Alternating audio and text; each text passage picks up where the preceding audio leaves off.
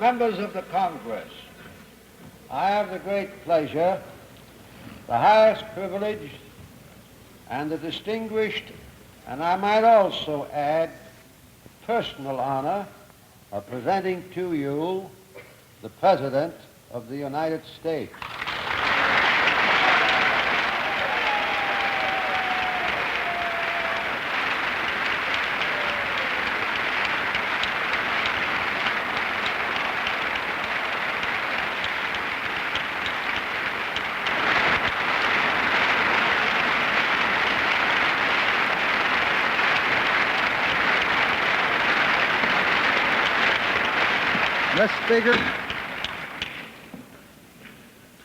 Mr. Speaker, Mr. President, members of the House and the Senate, my fellow Americans, I come before you tonight to report on the State of the Union for the third time.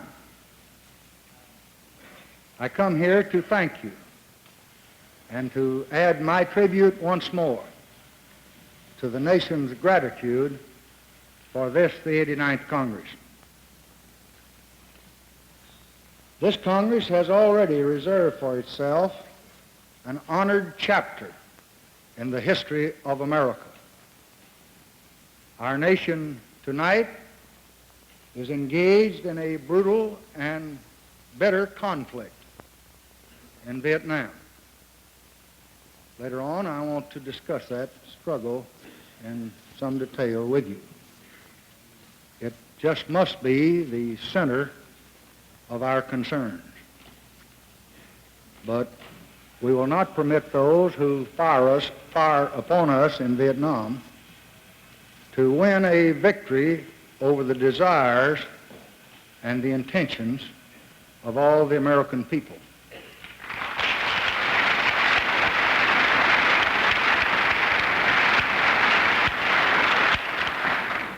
This nation is mighty enough. Its society is healthy enough. Its people are strong enough to pursue our goals in the rest of the world while still building a great society here at home.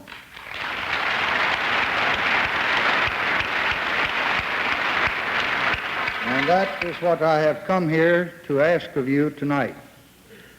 I recommend that you provide the resources to carry forward with full vigor the great health and education programs that you enacted into law last year.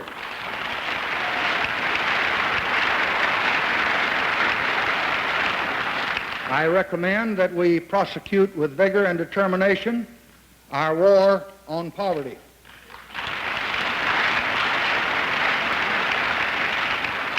I recommend that you give a new and daring direction to our foreign aid program designed to make a maximum attack on hunger and disease and ignorance in those countries that are determined to help themselves and to help those nations that are trying to control population growth.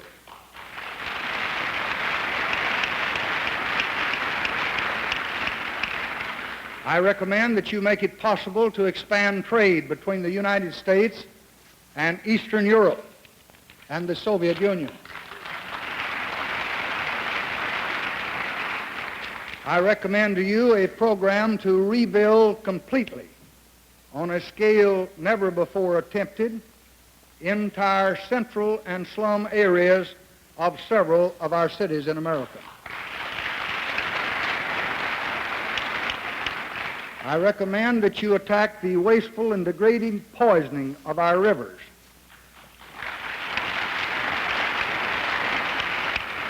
And as the cornerstone of this effort, clean completely entire large river basins. I recommend that you meet the growing menace of crime in the streets by building up law enforcement and by revitalizing the entire federal system from prevention to probation.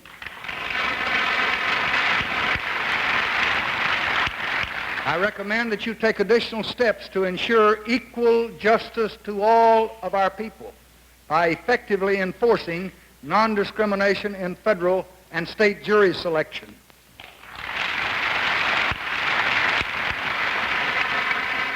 By making it a serious federal crime to obstruct public and private efforts to secure civil rights, and by outlawing discrimination in the sale of rental housing.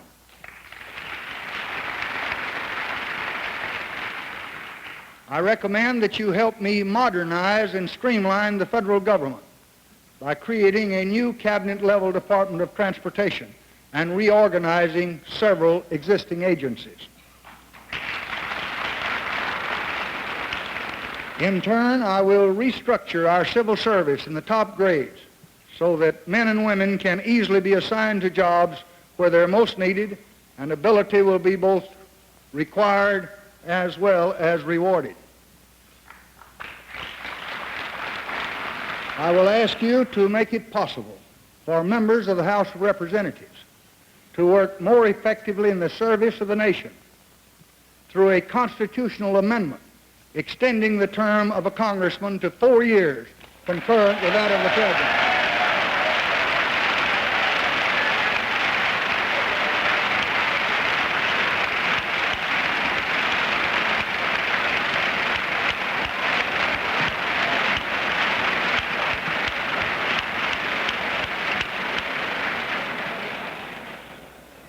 Because of Vietnam, we cannot do all that we should, or all that we would like to do. We will ruthlessly attack waste and inefficiency. We will make sure that every dollar is spent with the thrift and with the common sense which recognizes how hard the taxpayer worked in order to earn it.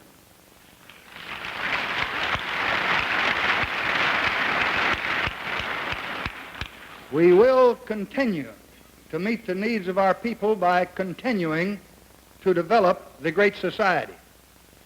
Last year alone, the wealth that we produced increased $47 billion,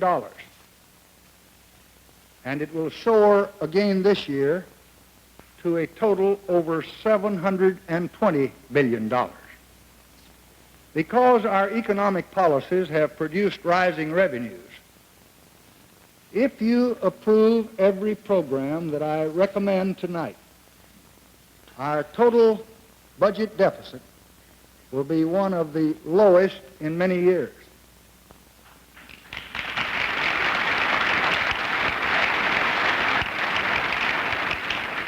It will be only $1.8 billion next year.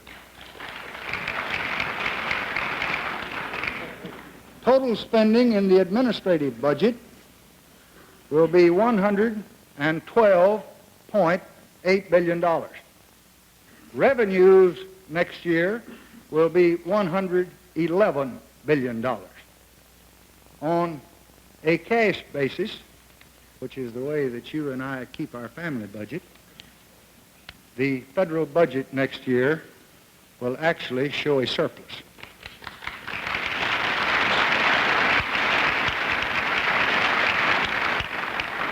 That is to say that if we include all the money that your government will take in and all the money that your government will spend, your government next year will collect $1/2 billion more than it will spend in the year 1967. I have not come here tonight to ask for pleasant luxuries or for idle pleasures. I've come here to recommend that you, the representatives of the richest nation on earth, you, the elected servants of a people who live in abundance unmatched on this globe, you bring the most urgent decencies of life to all of your fellow Americans. There are men who cry out, we must sacrifice. Well, let us rather ask them, who will they sacrifice? Are they going to sacrifice the children who seek the learning, or the sick who need medical care, or the families who dwell in squalor that are now brightened by the hope of home? Will they sacrifice opportunity for the distressed, the beauty of our land, the hope of our poor? Time may require further sacrifices. And if it does, then we will make them. But we will not heed those who wring it from the hopes of the unfortunate here in a land of plenty.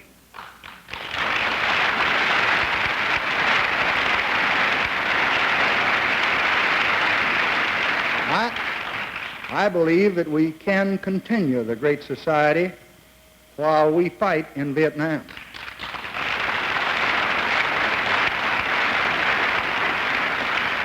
But if there are some who do not believe this, then in the name of justice, let them call for the contribution of those who live in the fullness of our blessing, rather than try to strip it from the hands of those that are most in need.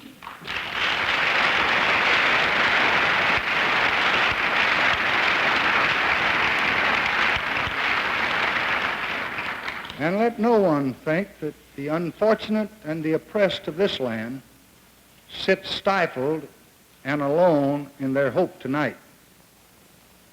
Hundreds of their servants and their protectors sit before me tonight here in this great chamber. The Great Society leads us along three roads: growth and justice and liberation. First is growth, the national prosperity which supports the well-being of our people and which provides the tool of our progress. I can report to you tonight what you have seen for yourselves already. In every city and countryside, this nation is flourishing. Workers are making more money than ever, with after-tax income in the past 5 years up 33%. In the last year alone, up 8%. More people are working than ever before in our history, an increase last year of 2.5 million jobs. Corporations have greater after-tax earnings than ever in history. For the past 5 years, those earnings have been up over 65%. And last year alone, they had a rise of 20%. Average farm income is higher than ever. Over the past 5 years, it's up 40%. And over the past year, it's up 22% alone. I was informed this afternoon by the distinguished Secretary of the Treasury that his preliminary estimates indicate that our balance of payments deficit has been reduced from $2.8 billion in 1964 to $1.3 billion or less in 1965.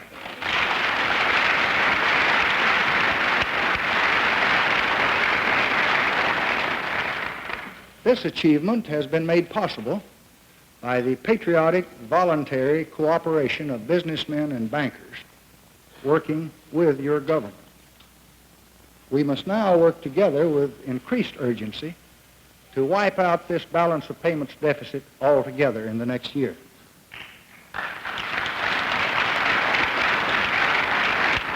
And as our economy surges toward new heights, we must increase our vigilance against the inflation which raises the cost of living and which lowers the savings of every family in this land. It is essential to prevent inflation that we ask both labor and business to exercise price and wage restraint, and I do so again tonight.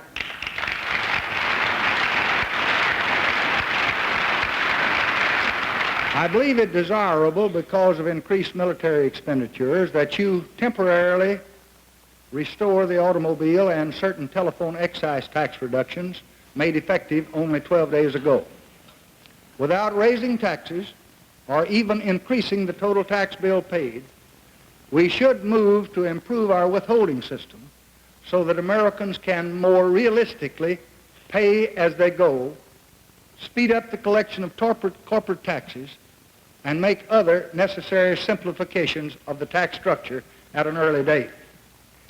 I hope these measures will be adequate, but if the necessities of Vietnam require it, I will not hesitate to return to the Congress for additional appropriations or additional revenues if they are needed. The second road is justice. Justice means a man's hope should not be limited by the color of his skin. I propose legislation to establish unavoidable requirements for non-discriminatory jury selection in federal and state courts, and to give the Attorney General the power necessary to enforce those requirements.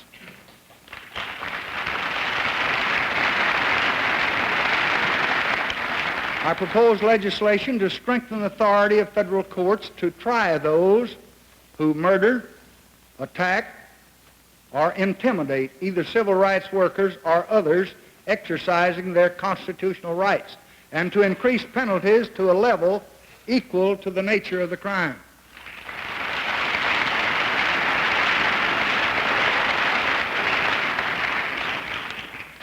Legislation resting on the fullest constitutional authority of the federal government to prohibit racial discrimination in the sale or rental of housing for that other nation within a nation, the poor whose distress has now captured the conscience of America. I will ask the Congress not only to continue, but to speed up the war on poverty.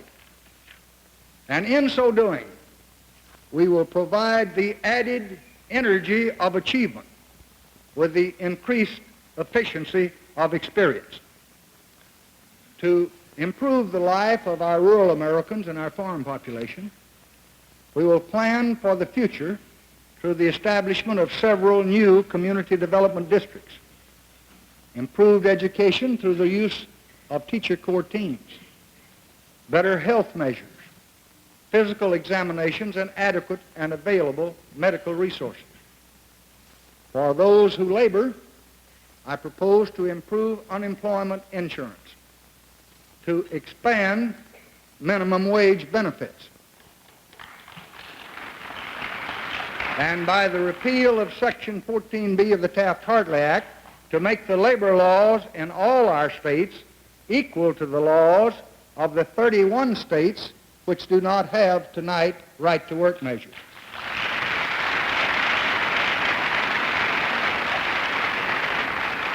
And I also intend to ask the Congress to consider measures which, without improperly invading state and local authority, will enable us effectively to deal with strikes which threaten irreparable damage to the national interest.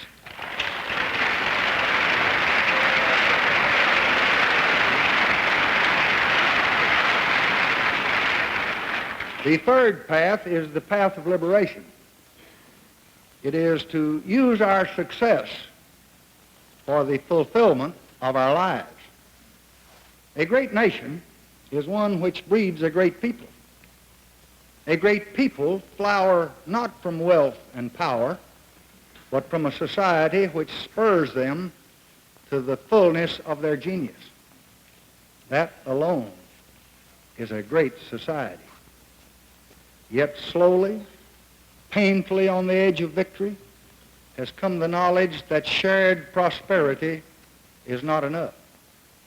In the midst of abundance, modern man walks oppressed by forces which menace and confine the quality of his life and which individual abundance alone will not overcome. We can subdue and we can master these forces, bring increased meaning to our lives, if all of us, government and citizens, are bold enough to change old ways, daring enough to assault new dangers, and if the dream is dear enough to call forth the limitless capacities of this great people. This year, we must continue to improve the quality of American life. Let us fulfill and improve the great health and education programs of last year, extending special opportunities to those who risk their lives in our armed forces.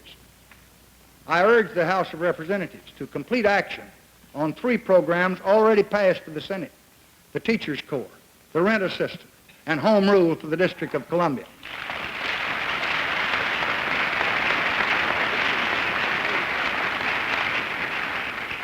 In some of our urban areas, we must help rebuild entire sections of neighborhoods containing, in some cases, as many as 100,000 people. Working together, private enterprise and government must press forward with the task of providing homes and shops, parks and hospitals, and all the other necessary parts of a flourishing community where our people can come to live the good life. I will offer other proposals to stimulate and to reward planning for the growth of entire metropolitan areas. Of all the reckless devastations of our national heritage, none is really more shameful than the continued poisoning of our rivers and our air. We must undertake a cooperative effort to end pollution in several river basins, making additional funds available to help draw the plans and construct the plants that are necessary to make the waters of our entire river systems clean and make them a source of pleasure and beauty for all of our people. To attack and to overcome growing crime and lawlessness, I think we must have a stepped-up program to help modernize and strengthen our local police forces. Our people have a right to feel secure in their homes and on their streets, and that right just must be secured.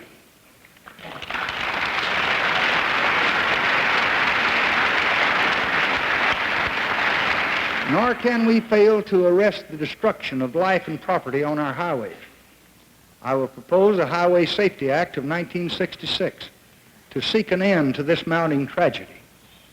We must also act to prevent the deception of the American consumer, requiring all packages to state clearly and truthfully their contents, all interest and credit charges to be fully revealed, and keeping harmful drugs and cosmetics away from our stores. It is the genius of our Constitution that under its shelter of enduring institutions and rooted principles, there is ample room for the rich fertility of American political invention. We must change to master change, and I propose to take steps to modernize and streamline the executive branch, to modernize the relations between city and state and nation. A new Department of Transportation is needed to bring together our transportation activities. The present structure, 35 government agencies, spending $5 billion yearly, makes it almost impossible to serve either the growing demands of this great nation or the needs of the industry or the right of the taxpayer to full efficiency and real frugality. And I will propose, in addition, a program to construct and to flight test a new supersonic transport airplane that will fly 3 times the speed of sound in excess of 2,000 miles per hour.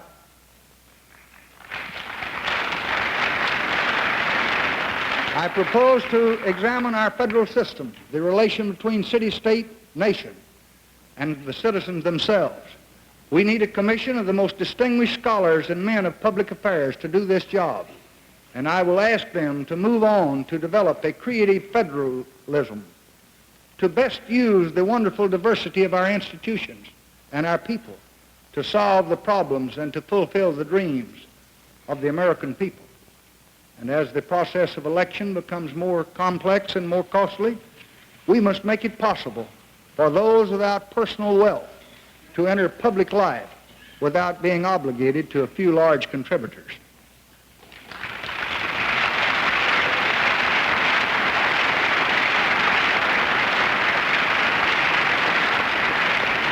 Therefore, I will submit legislation to revise the present unrealistic restriction on contributions, to prohibit the endless proliferation of committees, bringing local and state committees under the Act, to attach strong teeth and severe penalties to the requirement of full disclosure of contributions, and to broaden the participation of the people through added tax incentives, to stimulate small contributions to the party and to the candidate of their choice.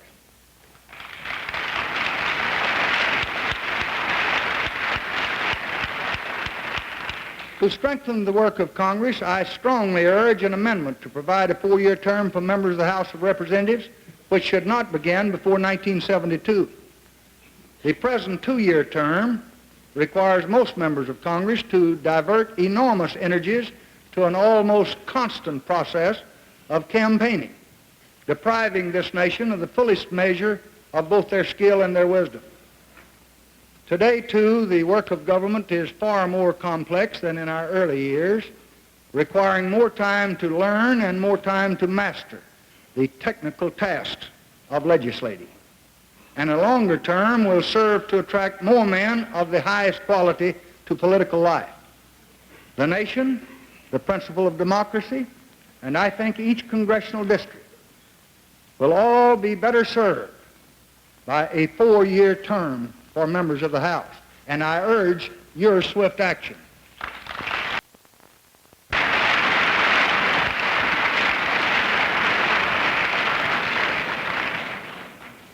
Tonight, the cup of peril is full in Vietnam. That conflict is not an isolated episode, but another great event in the policy that we have followed with strong consistency since World War II. The touchstone of that policy is the interests of the United States, the welfare and the freedom of the people of the United States. But nations sink when they see that interest only through a narrow glass. In a world that's grown small and dangerous, pursuit of narrow aims could bring decay and even disaster. And America, that's mighty beyond description, yet living in a hostile or despairing world, would be neither safe nor free to build a civilization to liberate the spirit of man. In this pursuit, we helped rebuild Western Europe. We gave our aid to Greece and Turkey, and we defended the freedom of Berlin. In this pursuit, we have helped new nations toward independence. We've extended a helping hand to the Peace Corps and carried forward the largest program of economic assistance in the world. And in this pursuit, we work to build a hemisphere of democracy and of social justice. And in this pursuit, we have defended against communist aggression in Korea under President Truman, in the Formosa Straits under President Eisenhower, in Cuba under President Kennedy, and again in Vietnam.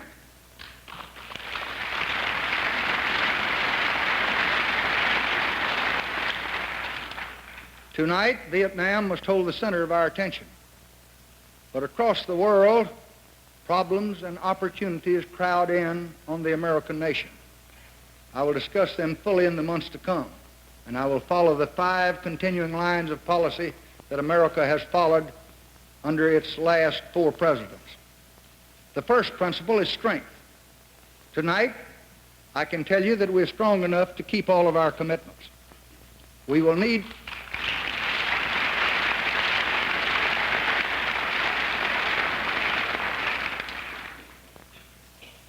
expenditures of $58.3 billion for the next fiscal year to maintain this necessary defense might.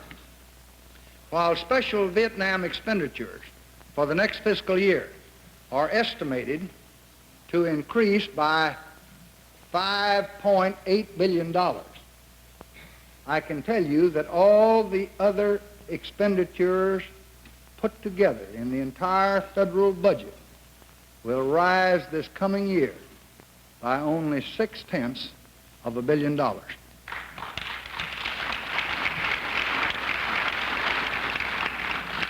This is true because of the stringent cost-conscious economy program inaugurated in the Defense Department and followed by the other departments of government. A second principle of policy is the effort to control and to reduce and to ultimately eliminate the modern engines of destruction. We will vigorously pursue existing proposals and seek new ones to control arms and to stop the spread of nuclear weapons.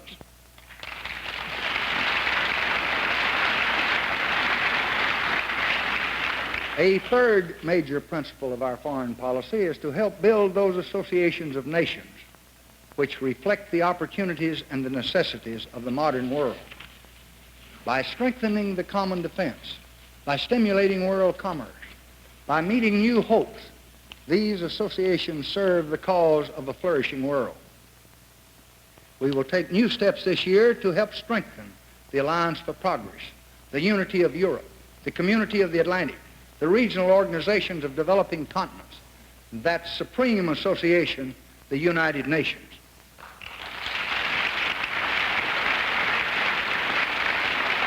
We will work to strengthen economic cooperation, to reduce barriers to trade, and to improve international finance. A fourth enduring strand of policy has been to help improve the life of man. From the Marshall Plan to this very moment tonight, that policy has rested on the claims of compassion and the certain knowledge that only a people advancing in expectation will build secure and peaceful lands. This year, I propose major new directions in our program of foreign assistance to help those countries who will help themselves. We will conduct a worldwide attack on the problems of hunger and disease and ignorance. We will place the matchless skill and the resources of our own great America in farming and in fertilizers at the service of those countries committed to develop a modern agriculture. We will aid those who educate the young in other lands, and we will give children in other continents the same head start that we're trying to give our own children.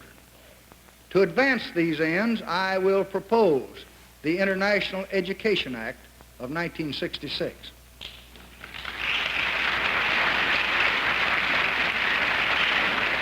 I will also propose the International Health Act of 1966 to strike a disease by a new effort to bring modern skills and knowledge to the uncared for, those suffering in the world, and by trying to wipe out smallpox and malaria and control yellow fever over most of the world during this next decade. To help countries trying to control population growth by increasing our research, and we will earmark funds to help their efforts.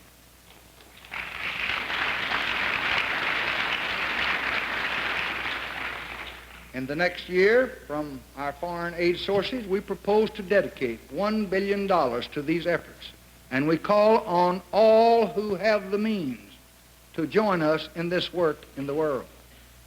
The fifth and most important principle of our foreign policy is support of national independence, the right of each people to govern themselves and to shape their own institutions.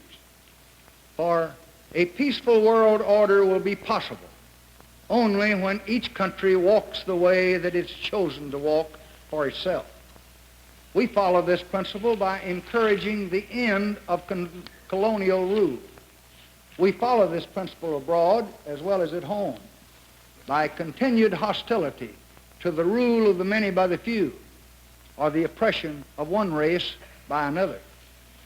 We follow this principle by building bridges to Eastern Europe, and I will ask the Congress for authority to remove the special tariff restrictions which are a barrier to increasing trade between the East and the West.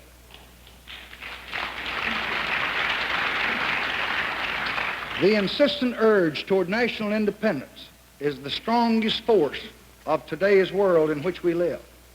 In Africa and Asia and Latin America, it is shattering the designs of those who would subdue others to their ideas or their will. It is eroding the unity of what was once a Stalinist empire. In recent months, a number of nations have cast out those who would subject them to the ambitions of mainland China. History is on the side of freedom and is on the side of societies shaped from the genius of each people. History does not favor a single system or belief unless force is used to make it so. And that's why it's been necessary for us to defend this basic principle of our policy, to defend it in Berlin and in Korea and in Cuba, and tonight in Vietnam.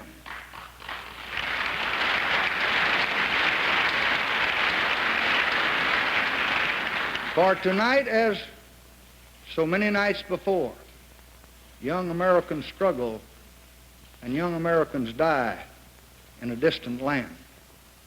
Tonight, as so many nights before, the American nation is asked to sacrifice the blood of its children and the fruits of its labor for the love of its freedom.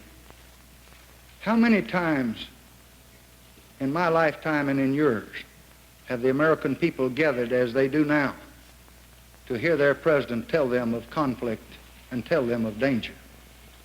Each time they have answered. They've answered with all the effort that the security and the freedom of this nation required. And they do again tonight in Vietnam.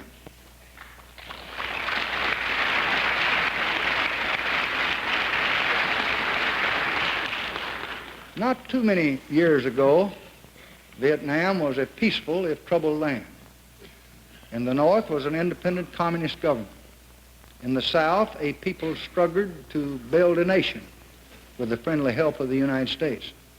There were some in South Vietnam who wished to force communist rule on their own people, but their progress was slight.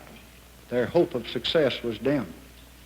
Then, a little more than 6 years ago, North Vietnam decided on conquest. And from that day to this, soldiers and supplies have moved from north to south in a swelling stream that's swallowing the remnants of revolution and aggression. And as the assault mounted, our choice gradually became clear. We could leave, abandoning South Vietnam to its attackers and to certain conquest, or we could stay and fight beside the people of South Vietnam. We stayed, and we will stay until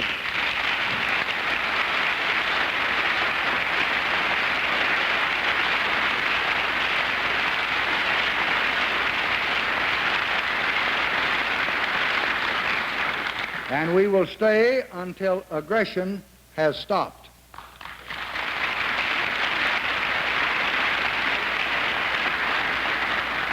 We will stay because a just nation cannot leave to the cruelties of its enemies a people who have staked their lives and independence on America's solemn pledge, a pledge which has grown through the commitments of 3 American presidents.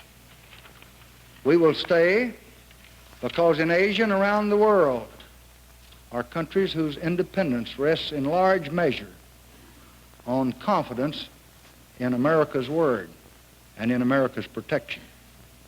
To yield to force in Vietnam would weaken that confidence, would undermine the independence of many lands, and would whet the appetite of aggression. We would have to fight in one land, and then we'd have to fight in another, or abandon much of Asia to the domination of communism.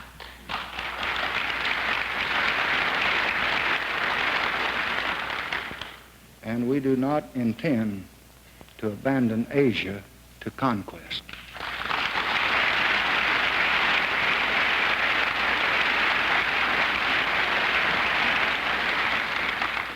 Last year, the nature of the war in Vietnam changed again. Swiftly increasing numbers of armed men from the north crossed the borders to join forces that were already in the south.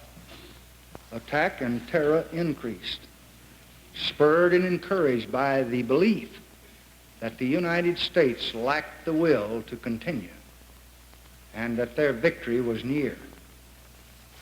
Despite our desire to limit conflict, it was necessary to act, to hold back the mounting aggression, to give courage to the people of the South, and to make our firmness clear to the North. Thus, we began limited air action against military targets in North Vietnam. We increased our fighting force to its present strength tonight of 190,000 men. These moves have not ended the aggression, but they have prevented its success.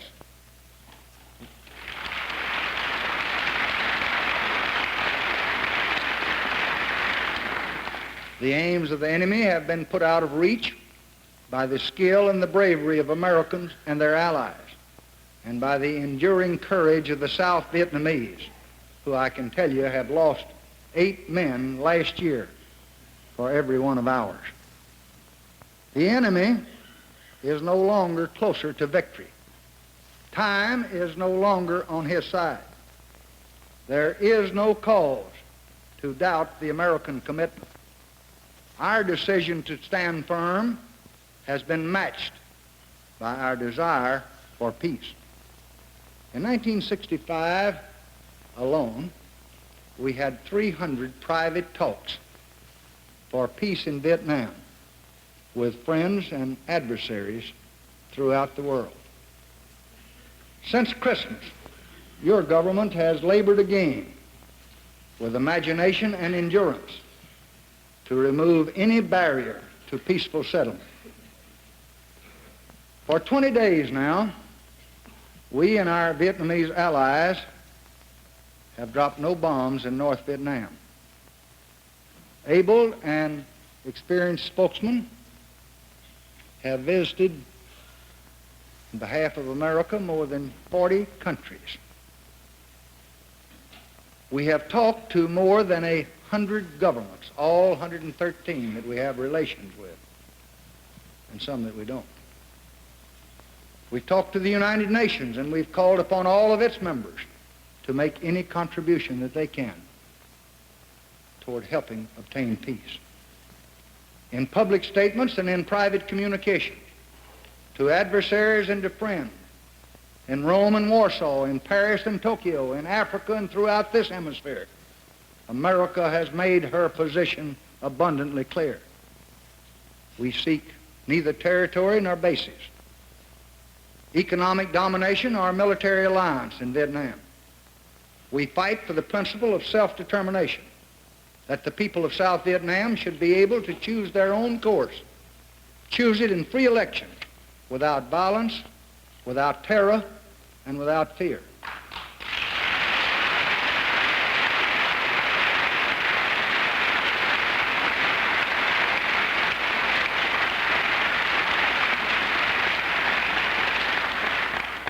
The people of all Vietnam should make a free decision on the great question of reunification.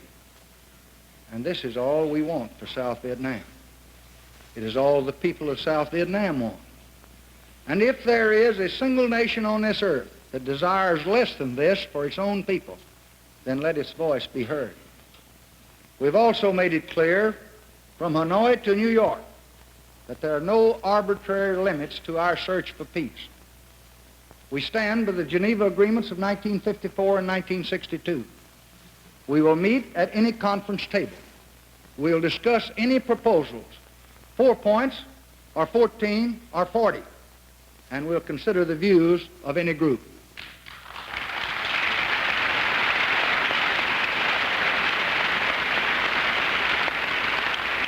We will work for a ceasefire now, or once discussions have begun. We'll respond if others reduce their use of force, and we'll withdraw our soldiers once South Vietnam is securely guaranteed the right to shape its own future.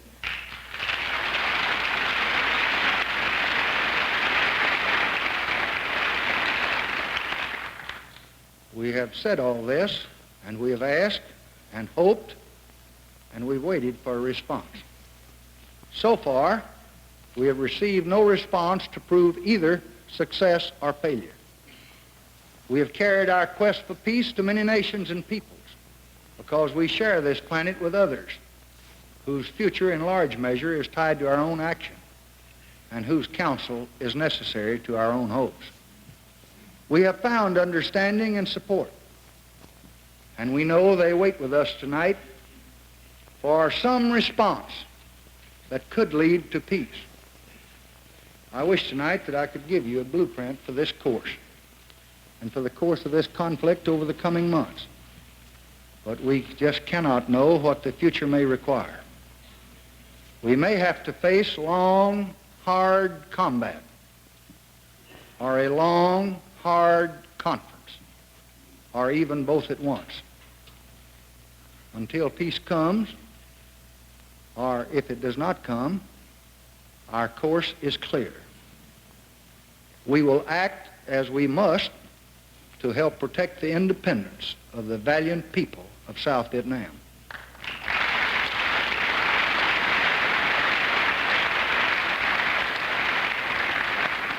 We will strive to limit the conflict, for we wish neither increased destruction, nor do we want to invite increased danger. But we will give our fighting men what they must have, every gun and every dollar and every decision, whatever the cost or whatever the challenge.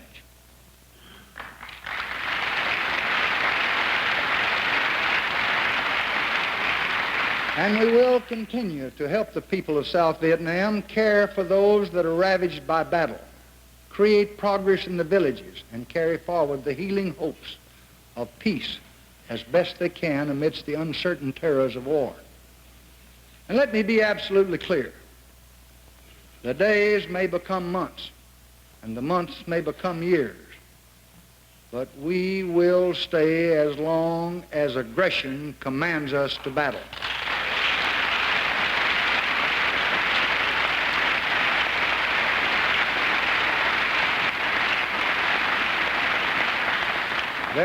There may be some who do not want peace, whose ambitions stretch so far that war in Vietnam is but a welcome and convenient episode in an immense design to subdue history to their will. But for others, it must now be clear. The choice is not between peace and victory. It lies between peace and the ravages of a conflict from which they can only lose. The people of Vietnam, North and South, seek the same things: the shared needs of man, the needs for food and shelter and education, the chance to build and work and till the soil free from the arbitrary horrors of battle, the desire to walk in the dignity of those who master their own destiny. For many painful years, in war and revolution and infrequent peace, they have struggled to fulfill those needs. It is a crime against mankind that so much courage and so much will and so many dreams must be flung on the fires of war and death. To all of those caught up in this conflict, we therefore say again tonight, let us choose peace, and with it the wondrous works of peace. And beyond that, the time when hope reaches toward consummation and life is the servant of life. In this work, we plan to discharge our duty to the people whom we serve. This is the State of the Union. But over it all, wealth and promise and expectation lies our troubling awareness of American men at war tonight. How many men who listen to me tonight have served their nation in other wars? How very many are not here to listen? The war in Vietnam is not like these other wars. Yet, finally, war is always the same. It is young men dying in the fullness of their promise. It is trying to kill a man that you do not even know well enough to hate. Therefore, to know war is to know that there is still madness in this world. Many of you share the burden of this knowledge tonight with me. But there is a difference. For finally, I must be the one to order our guns to fire against all the most inward pulls of my desire. For we have children to teach, and we have sick to be cured, and we have men to be freed. There are poor to be lifted up, and there are cities to be built, and there's a world to be helped. Yet, we do what we must. I am hopeful, and I will try with best I can with everything I've got to end this battle and to return our sons to their desires. Yet, as long as others will challenge America's security and test the dearness of our beliefs with fire and steel, then we must stand or see the promise of 2 centuries tremble.